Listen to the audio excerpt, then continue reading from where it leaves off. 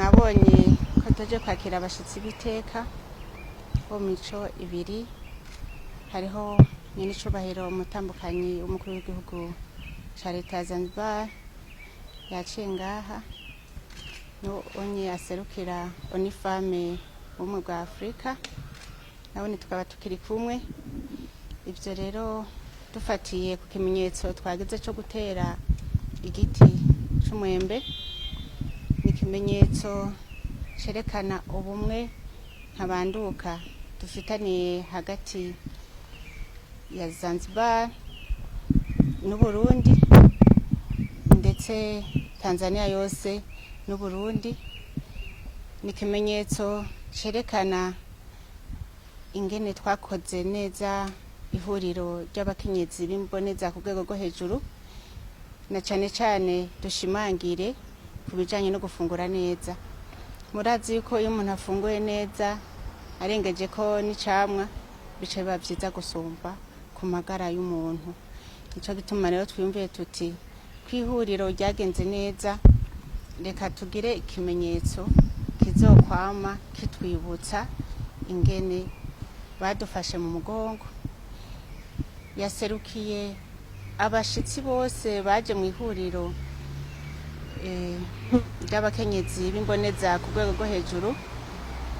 Nitwama tubona kino giti c'umwembe tuzokwibuka umutambukanyi wa nyene icubahiro umukuru w'igihugu c'u Rwanda, tuzokwibuka umutambukanyi wa nyene icubahiro umukuru w'igihugu ca Kenya, tuzokwibuka umutambukanyi wa nyene icubahiro umukuru wa leta ya Zanzibar, ndetse tuzokwibuka ko hariho n'abandi baje baserukiye abatambukanyi b'ibihugu byabo, twavuga nka Cote d'Ivoire, Guinée Equatoriale, Congo Brazza, ndetse n'abashinwa bose bahaciye ngaha.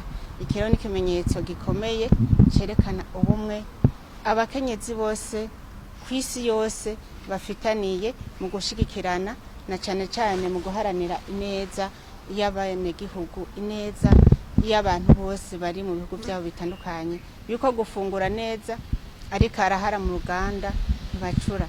Umuntu adafunguye neza iterambere ntiryokunda. Umuntu adafunguye neza najya tuvuga byo gutandukanya imvyaro ntivyokunda, kubera byose bigaruka ku gufungura neza. Bigaca bihimiriza n'abantu bose gutera ivyamwa aho baherereye. Rero waserukira onifame nawe ni ikimenyetso cerekana yuko ubumwe abakenyezi kw'isi yose dufitaniye. Ego aserukira onifame mu bumwe bwa Afrika, ariko arafise n'ijwi rishika kure gushika no muri oni, arashobora kuduserukira, na cane nawe nyene nkuko yabitwemereye ko agiye kuguma adukurikiranira hafi mu kudushigikira, kandi yemeye ko agiye gushigikira n'ugwaruka kwikorera ivyabwo. Murazi ko ugwaruka ariko kazoza kejo, aribo imigambi y'iterambere itegura yambona kazoza kwiteze mu 2040 ndetse no mu 2060. Rero gutegura ugwaruka rukiri ruto, ivyo biduha ingufu nk'abavyeyi, nk'abariko bategura abazodusubirira, nk'ariko bategura twadukoni tuzokwishimikiza tugeze mu busaza. Rero twagira natwe tumushimire cyane uwaserukira oni fam kubona yongeye kwishikira ngaha dusanzwe turangurira imirimo ya misi yose, kugira ngo aze yame adukurikiranira hagufi, azi naho adusanga. Ibi rero turabimukengurukiye cyane. Kanatsinda yatubwiye ko yabaye mu Burundi, banamubatiza umurundi. Rero ni ikimenyetso ntabanduka cerekana ko ivyo yavuze azoguma bikurikiza nk'umurundi kazi, kubera arakunda Uburundi, yarabubayemwo, n'ubu ndazi ko nahagomba atahe yari yifuza kuguma ngaha, kandi twese twari twifuza ko twomugumana, ariko kubera amabanga y'akazi nta kundi. Twamwifurize urugendo rwiza, ndetse n'abandi bose bari basigaye ngaha anye twabifurije urugendo rwiza.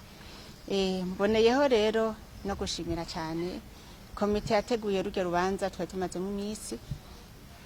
Twabashimiye cyane, kandi turashimiye na mwebwe abamenyesha makuru ingene ataco mutakoze kugira mwitange mutiziganya kugira ngo ibikorwa turiko turarangura bimenyekane ku isi yose, babone ko umukenyezi afise ijambo kandi ashoboye gushigikira imigambi y'igihugu.